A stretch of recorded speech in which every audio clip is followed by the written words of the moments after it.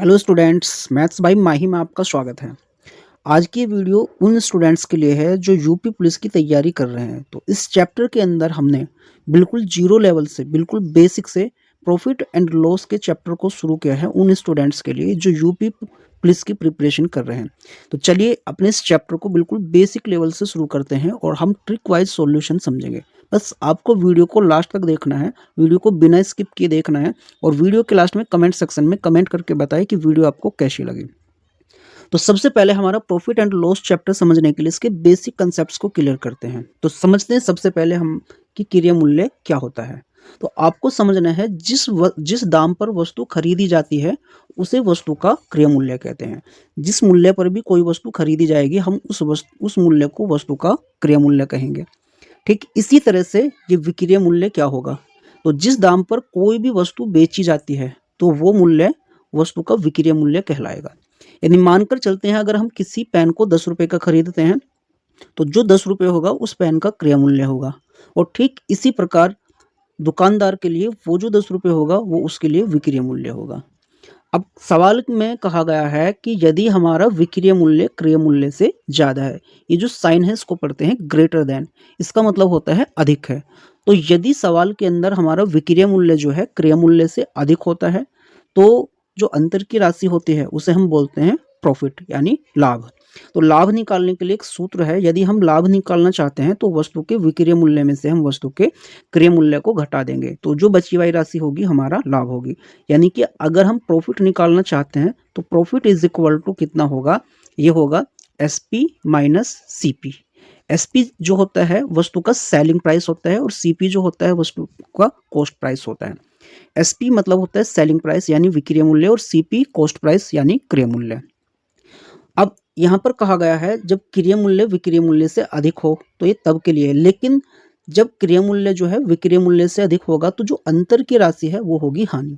तो हानि निकालने के लिए क्या सूत्र है, क्रय मूल्य माइनस विक्रय मूल्य। यानी कि अगर हमें लॉस फाइंड करना है तो लॉस फाइंड करने के लिए क्या होगा, ये फॉर्मूला उल्टा हो जाएगा, सीपी माइनस एसपी। यानी कि कॉस्ट प्राइस में से सेलिंग प्राइस को घटाएंगे तो वस्तु का लॉस आ जाएगा।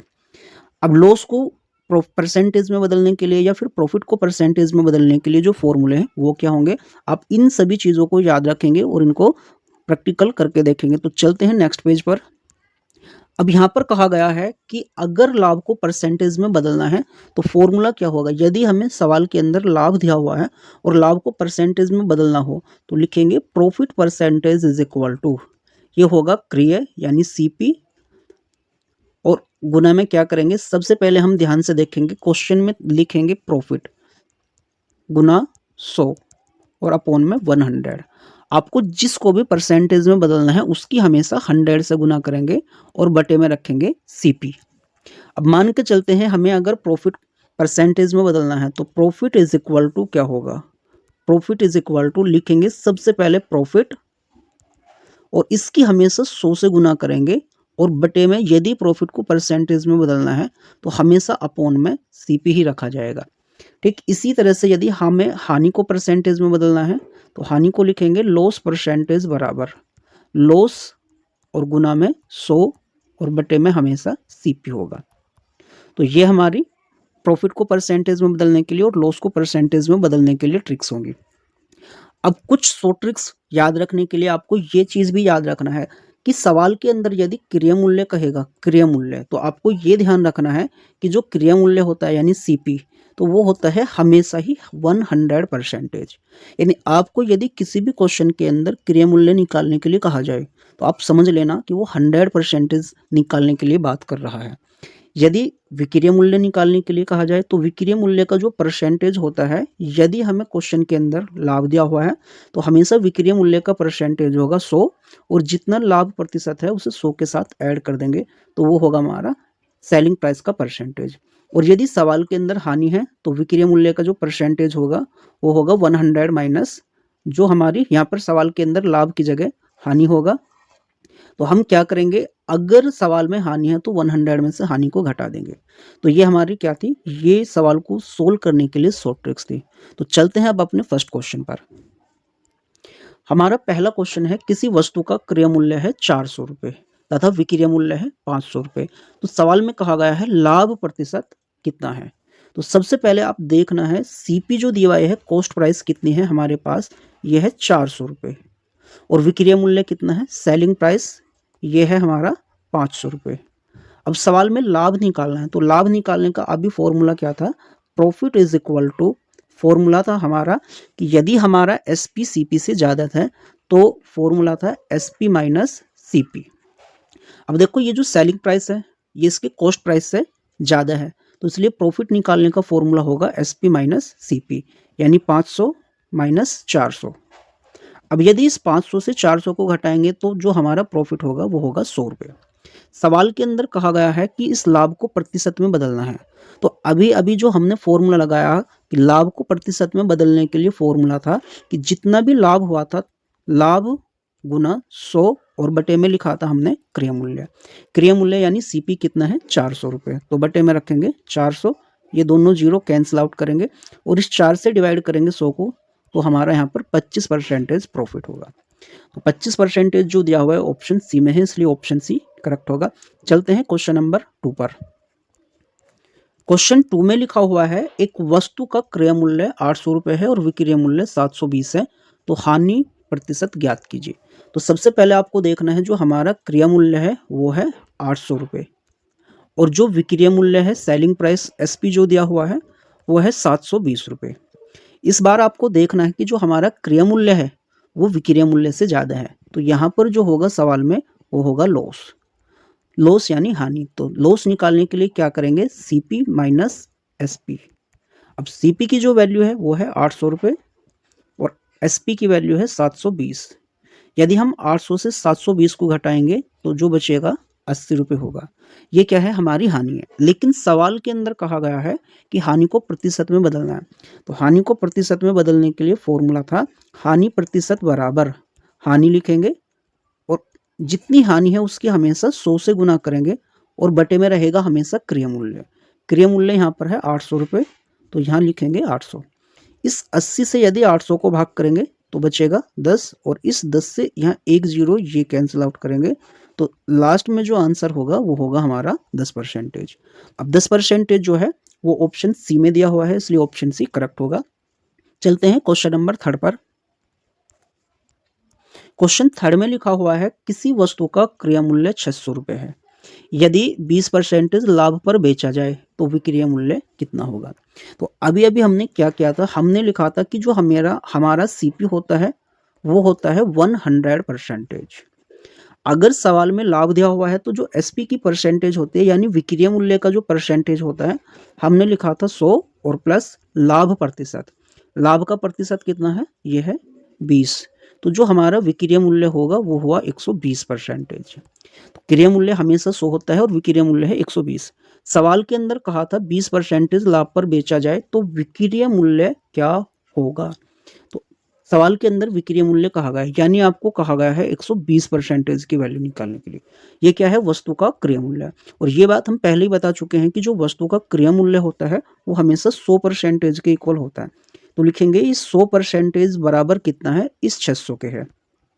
तो 100% बराबर 600 हमें निकालनी है इस 120% की वैल्यू। तो लिखेंगे 120% बराबर 600 बटे में 100 और गुना में 120। तो सबसे पहले क्या करेंगे, ये दोनों जीरो कैंसिल आउट करेंगे। अब इस 6 की इस 120 से गुना करेंगे, 12 छंग होंगे 72 और इस जीरो को एज इट लगाएंगे।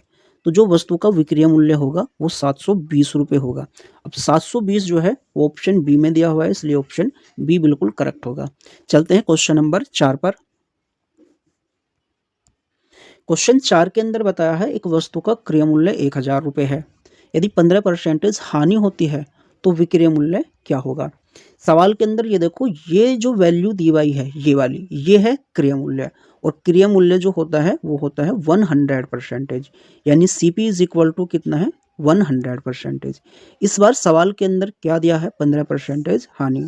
तो 15% हानि जो होगी वो 100 माइनस 15, यदि 100 में से 15 को घटाएंगे तो बचेगी 85% वैल्यू। ये है हमारे विक्रय मूल्य का परसेंटेज और ये जो दिया हुआ है ये है क्रय मूल्य का परसेंटेज। सवाल में कहा गया है विक्रय मूल्य ज्ञात करना है, तो विक्रय मूल्य ज्ञात करने के लिए 85% की वैल्यू को ज्ञात करना है। ये जो 1000 है यह है 100% की वैल्यू। तो 100% बराबर कितना है 1000 के, और हमें निकालनी है 85% की वैल्यू।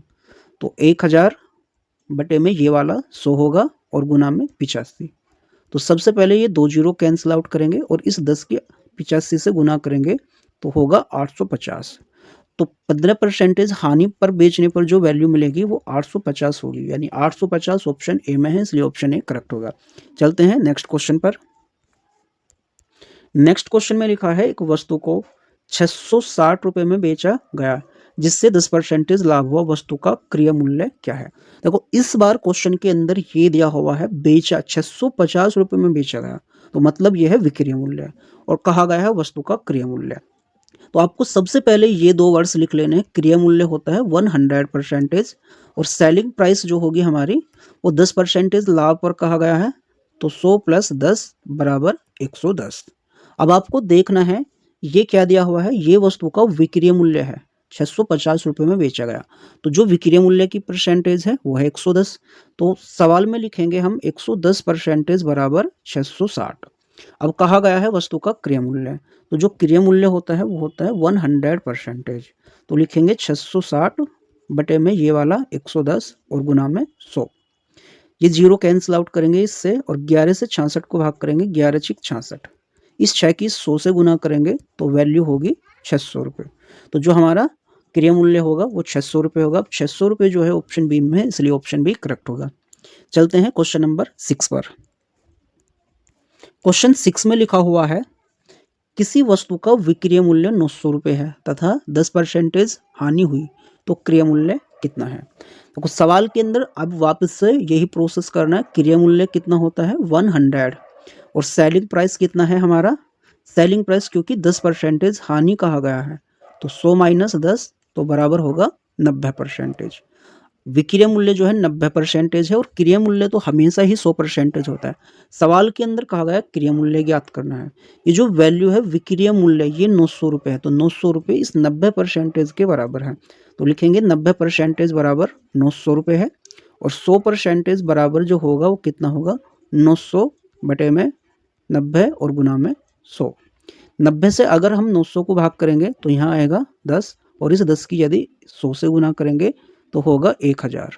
तो वस्तु का जो क्रय मूल्य है वो 1000 रुपये है। अब 1000 जो है ऑप्शन सी में है, इसलिए ऑप्शन सी करेक्ट होगा। चलते हैं नेक्स्ट क्वेश्चन पर।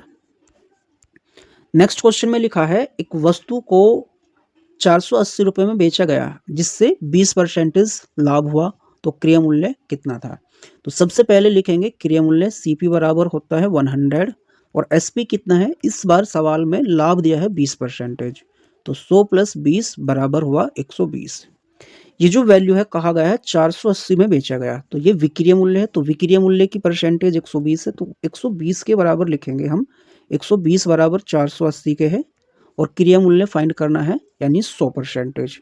तो 100 = 480 बटे में 120 और गुना में इस जीरो से जीरो को कैंसिल आउट करेंगे, 12 चौक 48, या 4 आएगा, और 4 × 100 करेंगे तो होगा 400 रुपये। तो जो क्रय मूल्य है वो है 400 रुपये। 400 रुपये ऑप्शन सी में है, इसलिए सी करेक्ट होगा। चलते हैं नेक्स्ट क्वेश्चन पर। नेक्स्ट क्वेश्चन में लिखा है एक वस्तु को 20% लाभ पर बेचने के बजाय 30% लाभ पर बेचा जाता है, तो विक्रय मूल्य में 50 रुपये की वृद्धि होती है। तो सवाल के अंदर जो कहा गया है इसमें थोड़ा सा मिसप्रिंट है, तो यहाँ पर फाइंड करना है क्रय मूल्य। तो क्रय मूल्य ज्ञात करना है, तो मैं ऑलरेडी बता चुका हूँ कि जो क्रय मूल्य होता है वो होता है 100%। अब आपको एक बात और ध्यान रखनी है, कोई वस्तु थी अगर उसको 20% लाभ पर ना बेचकर 30% लाभ पर बेचते हैं, तो दोनों विक्रय मूल्यों के जो बीच में अंतर आता है वो 50 रुपये का आता है। तो आपको ये ध्यान रखना है, ये 50 रुपये का जो अंतर किस लिए आया, क्योंकि हमने 20% लाभ पर ना बेचकर वस्तु को 30% लाभ पर बेचा, यानी 10% की वृद्धि होने के कारण ये 50 रुपये की वृद्धि होगी है। तो हम लिखेंगे 30% में से अगर 20% को घटा लिया जाए तो 10% वृद्धि होने के कारण ही 50 रुपये की वृद्धि हुई है। तो हम कहेंगे यानी कि 10% बराबर है 50 रुपये के। सवाल में कहा गया है क्रय मूल्य ज्ञात करना, तो क्रय मूल्य है 100%। तो 100% इज इक्वल टू कितना होगा, ये 10 बटे में आएगा और गुना में 100। ये जीरो कैंसिल आउट करेंगे, इस 10 की 50 से गुना करेंगे तो 500 रुपये जो होगा हमारा, ये हमारा क्रिया मूल्य होगा। 500 ऑप्शन सी में, इसलिए ऑप्शन सी करेक्ट होगा। चलते हैं नेक्स्ट क्वेश्चन पर। नेक्स्ट क्वेश्चन में लिखा हुआ है किसी वस्तु को 15% लाभ पर बेचने के बजाय 25% लाभ पर बेचा गया, जिससे विक्रय मूल्य में 60 रुपए की वृद्धि हुई, तो वस्तु का क्रय मूल्य क्या होगा। बिल्कुल सेम प्रोसेस है। अगर हम वस्तु को 15% लाभ पर ना बेचकर 25% लाभ पर बेचें तो जो वैल्यू प्राप्त होगी उसमें 60 रुपए की वृद्धि हो जाती है। अब ये 60 रुपए की वृद्धि किस लिए हुई है, क्योंकि यहाँ पर देखना आपको 15% लाभ पर ना बेचकर 25% लाभ पर बेचा जा रहा, तो यहाँ पर 10% की वृद्धि होने के कारण ये 60 रुपये फालतू मिले, तो 10% जो होगी 60 के बराबर है। और क्रिया मूल्य कहा गया है, तो मैं ये पहले ही बता चुका हूँ कि क्रिया मूल्य हमेशा 100% होता है, तो यानी 100% फाइंड करना है। तो 60 बटे में 10 और गुना में 100। इस जीरो से जीरो को कैंसिल आउट करेंगे, 60 की 10 से गुना करेंगे तो वैल्यू होगी 600। तो वस्तु का जो क्रय मूल्य है वो 600 रुपये, यानी ऑप्शन सी करेक्ट होगा। लास्ट क्वेश्चन पर चलते हैं। हमारा लास्ट क्वेश्चन है किसी वस्तु को 12% लाभ पर बेचने के बजाय 20% लाभ पर बेचा गया, जिससे विक्रय मूल्य में 64 रुपये की वृद्धि हुई, वस्तु का क्रय मूल्य। क्रय मूल्य यानी 100% फाइंड करना है। तो सबसे पहले ये देखना 12% लाभ पर ना बेचकर अगर 20% लाभ पर बेच रहे हैं तो 64 रुपये फालतू मिल रहे हैं। तो ये इन दोनों के जो बीच में अंतर है वो है 8% का, तो 8% बराबर है 64 के। तो 100% कितने के बराबर होगा, 64 बटे 8 और गुना में 100। 8 अट्ठे 64, 8 गुना 100 बराबर होगा 800 रुपये। तो जो हमारा यहाँ पर क्रिया मूल्य होगा वो 800 रुपये होगा, तो हमारा ऑप्शन सी करेक्ट होगा। उम्मीद करता हूँ कि वीडियो आपको पसंद आई होगी। तो ऐसे ही इंटरेस्टिंग वीडियो और उनकी शॉर्ट ट्रिक्स पाने के लिए हमारे चैनल को सब्सक्राइब करें।